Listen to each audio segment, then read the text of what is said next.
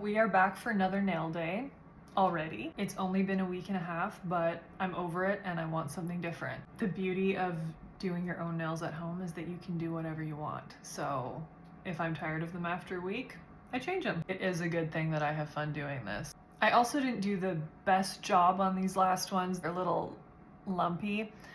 I'm not terribly good at this yet, so that's also why I need more practice. I'm really excited to try some new things. So here's what I'm planning. We are still doing it by hand, but I did find this template online that makes it a little bit cleaner. This is what I'm going for.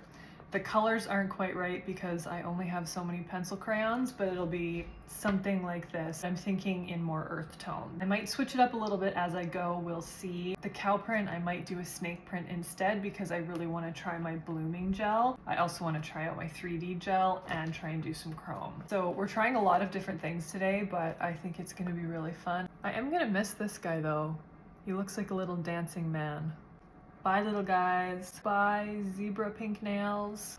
I'm really excited. This was going really well until I had a chrome explosion about halfway through, but we'll get to that. I started off removing my color with the carbide bit I usually use, but I saw someone say they liked using a ceramic bit, so I decided to give that a try. Can confirm I am not a fan and ended up switching back to my other one. I just used cuticle remover for this time because I didn't have much of a cuticle after only a week and a half. Then I switched over to my sanding band. I like these skinny ones so much better than the other ones, but don't ask me why because there really is not a reason. And I clipped my cuticles and did some shaping before discovering the dreaded broken nail on my pinky. I did contemplate just leaving it and pretending like it didn't exist, but ultimately I accepted that I did have to fix it and she turned out good as new. Then I went in with my X-Bond and Builder Gel from Accents. I do find these products really easy to use, but I did try a different process this time and flash cured each nail before fully curing my whole hand. I thought this worked really well because I just cannot cure each nail individually. I do not have time for that. After they were all cured and cleaned up, I actually went back in with my sanding band and just did a light sanding on the surface just to make sure they didn't get too bulky because last time they were way too thick. But now for the fun part and getting into my designs. For the pinky, I did a nice subtle checkered print, which actually turned out looking really cute. And then the next nail, I finally got to try my hazy gel and did a snake print.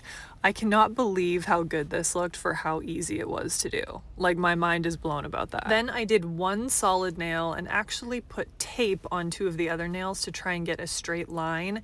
Spoiler alert, that did not work out, and I ended up having to do a third coat on those nails just to clean up the mess. But you don't know how it works if you don't try, so that's what these tests are for. And if we're being honest, this was probably user error anyways, so maybe I won't give up on the tape quite yet. After that, I got out my rhinestone glue to try and do this 3D lightning bolt on my thumb. It could have gone better, it could have gone worse, but it got a lot worse when I spilled chrome everywhere. And I mean everywhere.